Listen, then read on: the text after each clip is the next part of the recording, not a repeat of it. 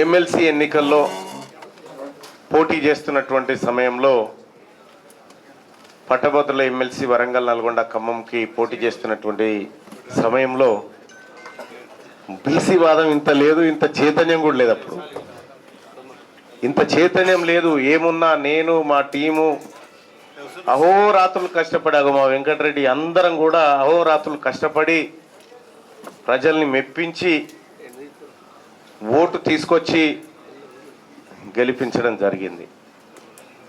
ఆ రోజు చైతన్యం లేకపోయినప్పటికీ గ్రౌండ్ లెవెల్కి దిగి అందరం కూడా వర్క్ చేసి గెలిచినాం. కానీ ఇవాళ నిజంగా నాకు సంతోషంగా ఉంది. చైతన్యం అంటే ఇట్లా ఉండాలి. బీసీలలో వచ్చినటువంటి చైతన్యం నేను ఎవరికి ఓటేయమని చెప్పను, ఎందుకంటే మీరు ఆల్రెడీ డిసైడ్ అయ్యారు కాబట్టి. నేను ఎవరికి ఓటేయమని చెప్పను, ఎందుకంటే మీరు ఆల్రెడీ డిసైడ్ అయ్యారు. నేను చెప్పినా కూడా వినరు మీరు. బీసీలో వచ్చిన చైతన్యానికి ఇది ఒకటి నిదర్శనం. కానీ ఇవాళ కొన్ని అంశాలను ఈ కరీంనగర్ జిల్లా వేదికగా మనం మాట్లాడుకోవాలి. నేను ఎన్నికల్లో నిలబడ్డప్పుడు ఒక సామాజిక వర్గానికి చెందినటువంటి కొంతమంది ఎమ్మెల్యేలు, మంత్రులే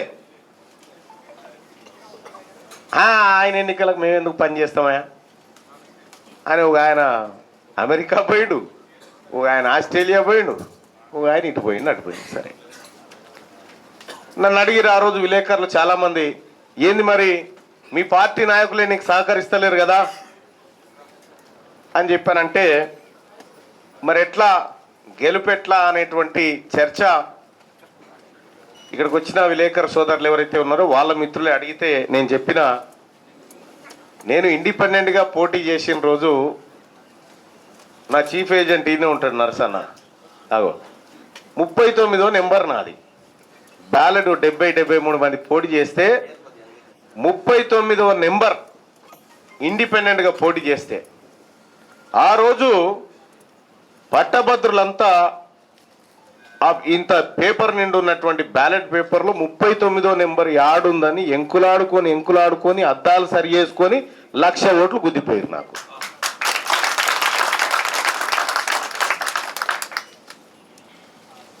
మరి ప్రజల్ని నమ్ముకొని వచ్చినప్పుడు, ప్రజాక్షేత్రంలో ఉన్నప్పుడు పార్టీల ప్రాధాన్యత తక్కువ ఉంటుంది, అది ఒప్పుకొని తీరాలి. నేను ఇండిపెండెంట్గా పోటీ చేసినప్పుడు బీఆర్ఎస్ పార్టీ నాయకుడు పల్లా రాజేశ్వర రెడ్డి గారు ఉండే, మీ అందరికీ తెలుసు.